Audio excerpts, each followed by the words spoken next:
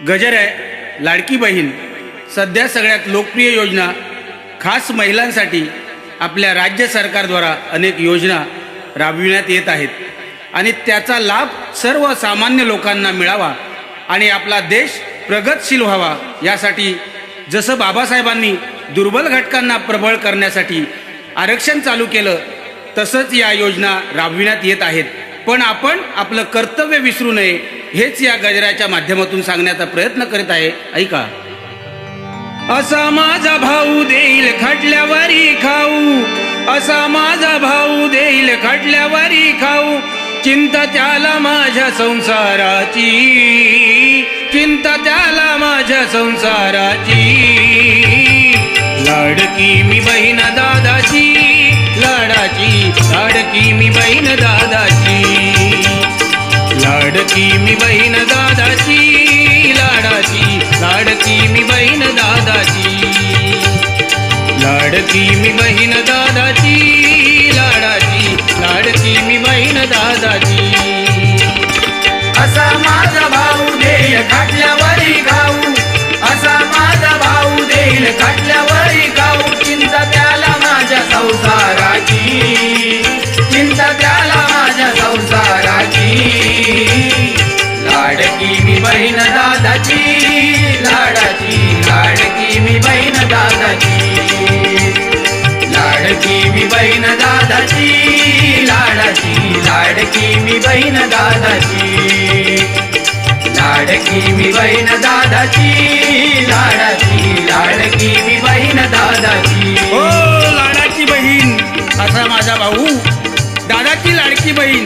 बघा, आज ही लाडकी बहीण योजना चालू केल्यापासून आज सर्व महिला वर्गांमध्ये आनंदाचं वातावरण। बघा, भर सणासुदीच्या दिवसात म्हणजे रक्षाबंधनात दादान 3000 रुपये बहिणीच्या अकाउंटमध्ये घातला। आज आपल्या बहिणींची कॉलर अगदी ताट झालेली आहे। पण अशा सर्व योजना बघा, जनकल्याणासाठी, महिलांच्या सक्षमीकरणासाठी आज आपल्या सरकारने या योजना तुम्हा सर्वांसमोर मांडल्यात। हे या गजराच्या माध्यमातून सांगतो, ऐका। फुकट धन धान्य तेही मिळे दर महिन्याला, मिळे दर महिन्याला, मिळे दर महिन्याला, 1500 रुपये दर महावर खर्चाला, महावर खर्चाला, महावर खर्चाला, आयुष्यमान। हो बघा, आता कोणीही उपाशी पोटी झोपणार नाही, कारण गोरगरीब जनतेला दर महिन्याला फुकट रेशन किंवा 25-30 रुपयामध्ये महिन्याचा शिधा मिळतो।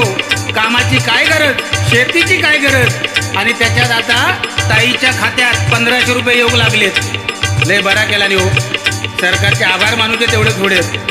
पण झाला काय, भर सणासुदी, भर रक्षाबंधनाच्या दिवशी सगळ्या ताईंच्या खात्यात 1500 रुपये इल्याबरोबर ताईने केला नाही काय, सगळं ताई एकत्र गोळा झाले आणि गेलो खय चायनीजच्या दुकानात।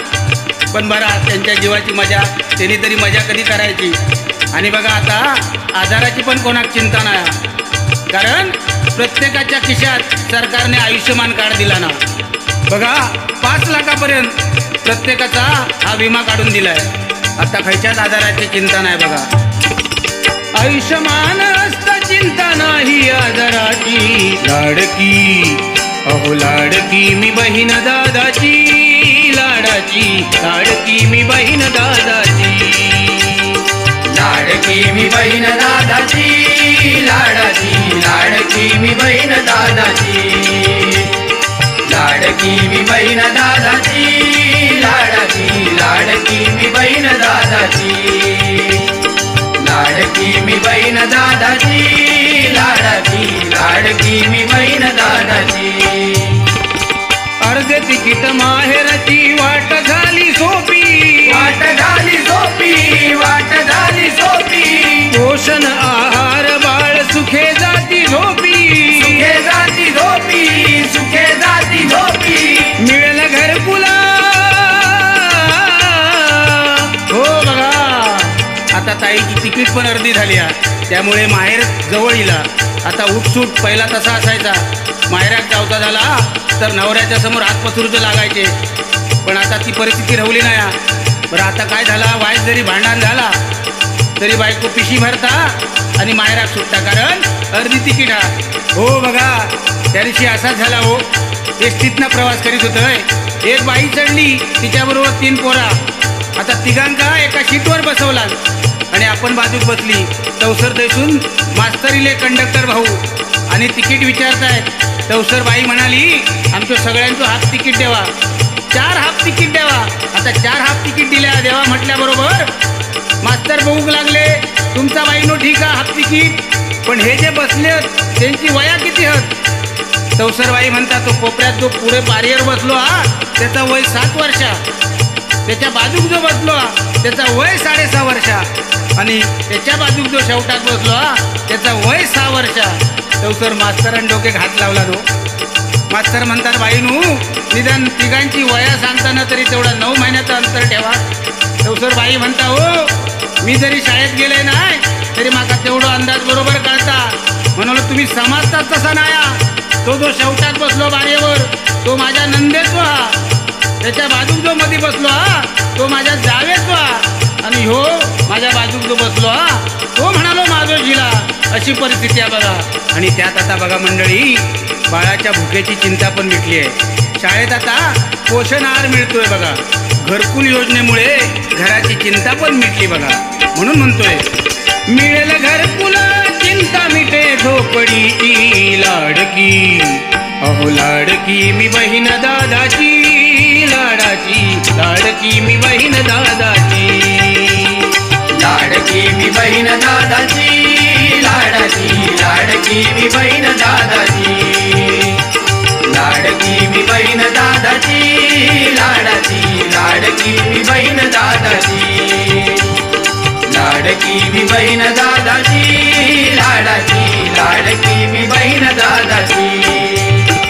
कशास हवी गुरढोर अन शेतीवाडी, अन शेतीवाडी, अन शेतीवाडी, उगा का कष्ट करून करू कंबर वाकडी, करू कंबर वाकडी, करू कंबर वाकडी, गरज नाही हो बघा. आता हे सगळं फुकट मिळायला लागल्यामुळे बऱ्याच लोकांनी कामधंदो सोडल्यानी, शेतीवाडी सोडल्यानी. ताईक वाटता उगाच काम करून कंबार कित्या मोडू हवी, तशात घर मालकाक पण वाटतं बघा हाडा कित्या मोडून घेऊ हवी. बऱ्याच लोकांनी बघा शेती सोडली. आज कोणाच्या गोट्यात गुरढोरं नाहीत. ही बघा सर्व आई वडिलांनी पूर्वपुण्याईनी कमावून ठेवलेली आपली शेतीवाडी आज लोक विसरत चालली का? तर फुकटचं धान्य मिळतं, त्यामुळे शेतीची किंमत कोणाक आता राहिली नाही. किती आपण कष्ट करायचे. आज वाडवडिलांच्या जमिनी बघा काही लोकांनी परप्रांतीयांका विकलानी. आज परप्रांतीयांनी तो जमिनी घेऊन आपले बंगले उभे केलानी, आपले व्यवसाय उभे केलानी आणि त्याच व्यवसायात 30 लोक बघा का आज कामाक राहिली. अशी परिस्थिती सगळ्या. म्हणून बाबांना सांगतो, हे सगळ्या योजना जरी इलो तरी आपण आपल्या कष्टाकडे पाठ ठेवूया नको. आपला ह्या स्वर्गाहून सुंदर असा आपला कोकण ह्या जर जिवंत राहता असाल तर नुसते स्टेटस लावून उपयोग नाही. सुंदर माझा कोकण, जेव्हा कोकण आपला तसा, पण त्या कोकणात येणाऱ्या पर्यटकांका स्वागत करण्यासाठी आपण ते सज्ज व्हावं. आपल्या जमिनी जागे हवं. आपण आपल्या जमिनीत काहीतरी उद्योगधंदे करून, शेतीवाडी करून आपण हा आपला कोकण सुजलाम सुफलाम केला पाहिजे. म्हणून सांगतोय बघा, गरज नाही आता मला मोल मजुरी लाडकी, अहो लाडकी मी बहीण दादाची, लाडाची लाडकी मी बहीण दादाची, लाडकी मी बहीण दादाची, लाडाची लाडकी मी बहीण दादाची, लाडकी मी बहीण दादाची, लाडाची लाडकी मी बहीण दादाची, लाडकी मी बहीण दादाची, लाडाची लाडकी मी बहीण दादाची. पण मिळेल काय सुख मला उभ्या जन्म भारी, उभ्या जन्म भारी, उभ्या जन्म भारी, लेकरांच्या गाठी काही उरेल काशी दोरी, उरेल काशी दोरी, उरेल काशी दोरी. हो बघा. पण मंडळी हे सुख लक्षात ठेवा, खरोखरच आयुष्यभर मिळेल का? या सरकारी योजना आपल्याला प्रगत करण्यासाठी आहे, याचा लाभ जरूर घ्यावा. पण बघा पूर्वजांनी आपल्यासाठी जे धनधान्य वाढून ठेवले आपल्यासमोर त्याचं आपण जतन केलं पाहिजे. आणि ते जर जतन नाही केलं तर मला सांगा या योजनांच्या आधारावर आपण आपल्या मुलाबाळांचा काय सांभाळ करणार. म्हणून म्हणतोय लेकरांच्या गाठी काही उरेल काशी दोरी, उरेल काशी दोरी, उरेल काशी दोरी. वास्तव का मृगजळ, वास्तव का मृगजळ हे व्यथा या मनाची. लाडकी अहो लाडकी मी बहीण दादाची, लाडाची लाडकी मी बहीण दादाची. लाडकी मी बहीण दादाची, लाडाची लाडकी मी बहीण दादाची. लाडकी मी बहीण दादाची, लाडाची लाडकी मी बहीण दादाची. लाडकी मी बहीण दादाची, लाडाची लाडकी मी बहीण दादाची. शेतीवाडी नोकरी आयुष्याधार, आयुष्याधार, आयुष्याधार. काळी आई माझी घास देईल जन्मभर, देईल जन्मभर, देईल जन्मभर. हो म्हणून सांगतोय योजनांचा लाभ जरूर घ्या, पण आपला कामधंदा आपलं कर्तव्य विसरू नका. अहो ही शेतीवाडी म्हणजे आयुष्याची शिदोरी नाही का.